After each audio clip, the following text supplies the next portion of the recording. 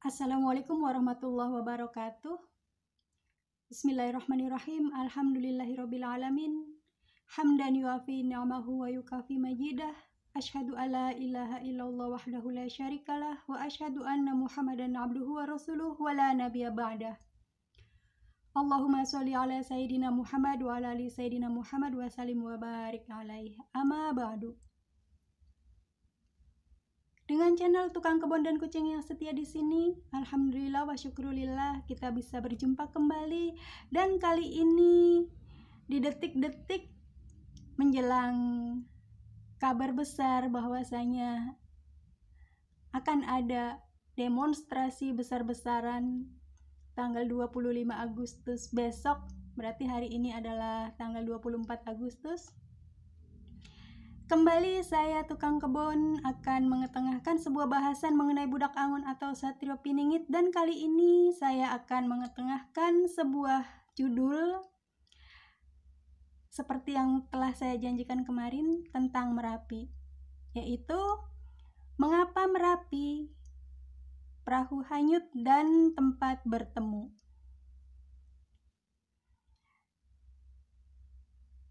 Ketika saya membaca beberapa serat dari peninggalan leluhur kita, saya ketika mencernanya baru-baru ini, belakangan ini, saya cukup terkesima. Mengapa Merapi? Sedangkan budak angon atau Satrio Piningit yang menurut klaim secara tidak langsung, menurut klaim halus dari beliau Prabu Siliwangi di dalam Uga Wangsitnya, menyatakan kalau sosok sang budak angon atau Satrio Piningit ini adalah keturunan langsung dari beliau Prabu Siliwangi, yaitu merupakan keturunan dari salah satu golongan ketika beliau Prabu Siliwangi melepaskan diri dari kejaran orang-orang yang mengejarnya, yaitu tepatnya adalah golongan yang memisahkan diri ke arah utara. Ini adalah hal yang cukup aneh bagi saya. Apa hubungannya Merapi dengan budak angon atau Satrio Piningit yang notabene adalah keturunan langsung dari beliau Prabu Siliwangi ini? Ternyata setelah saya telusuri kisahnya, baik secara tersurat di dalam serat-serat yang ditinggalkan oleh para leluhur kita,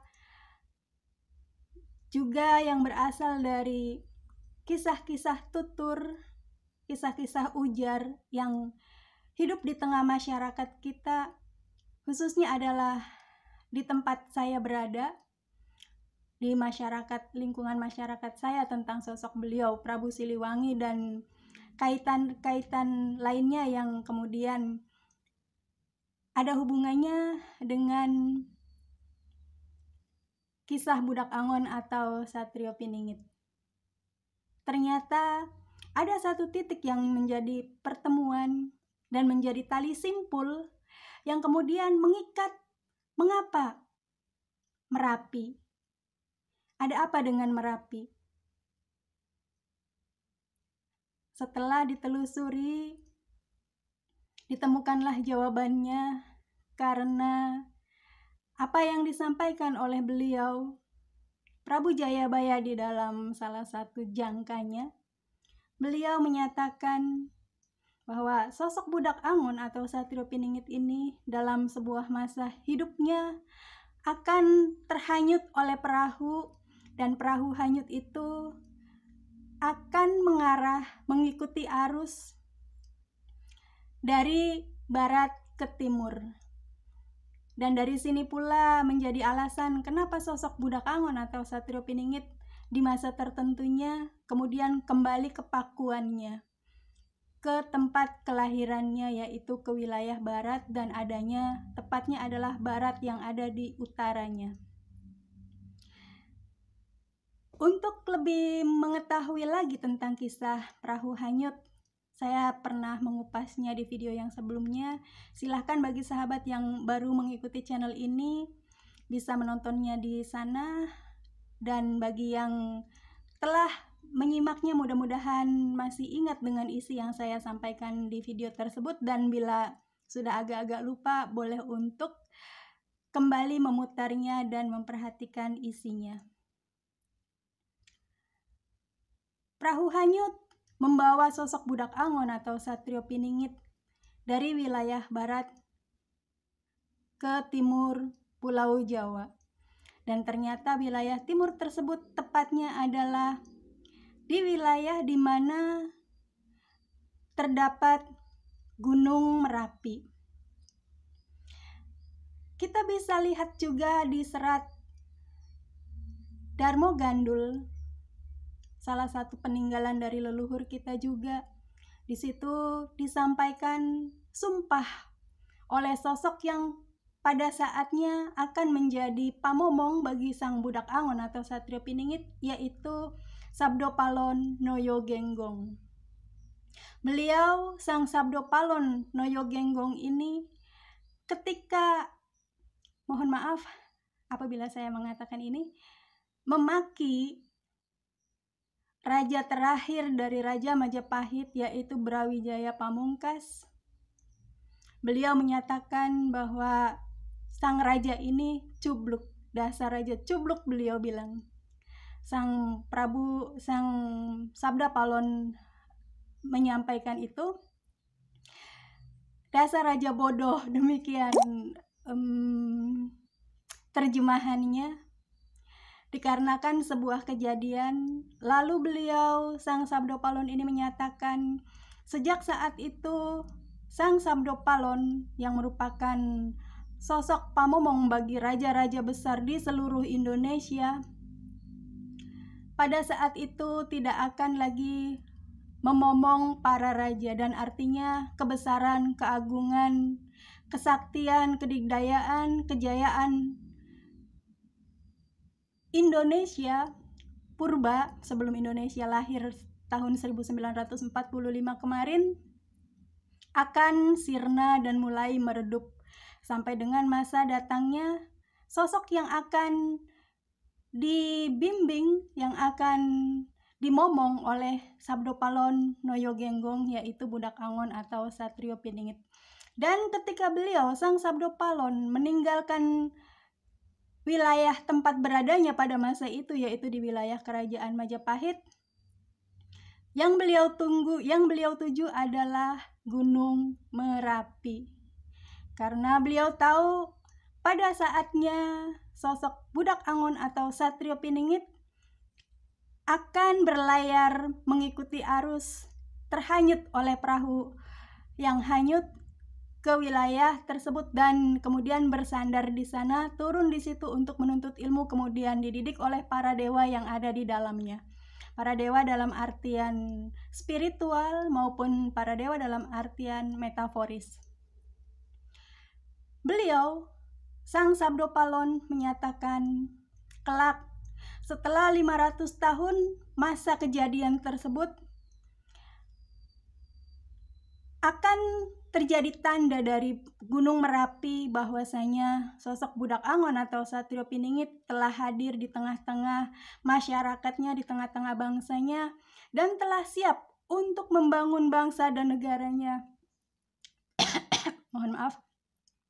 Menjadi bangsa dan negara yang adil, makmur, sejahtera, menjadi sebuah negara mercusuar dunia.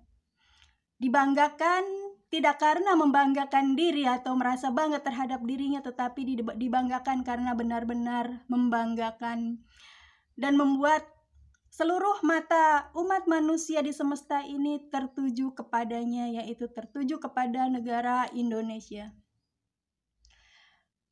Lalu di serat yang lain, yaitu serat peninggalan beliau, Prabu Jayabaya menyatakan pada saatnya akan ada seorang resi yang turun dari langit dan beliau sampai di puncak Gunung Merapi. Disinilah sahabat terjadi pertemuan antara Merapi, beliau Sang Sabdopalono Yogenggong, dan juga beliau sosok Budak Angon atau Satrio Piningit. Dan apabila kita perhatikan waktunya, saat ini kejadian tersebut telah terjadi dan telah berlangsung lama dari masa saya menyampaikan kabar ini.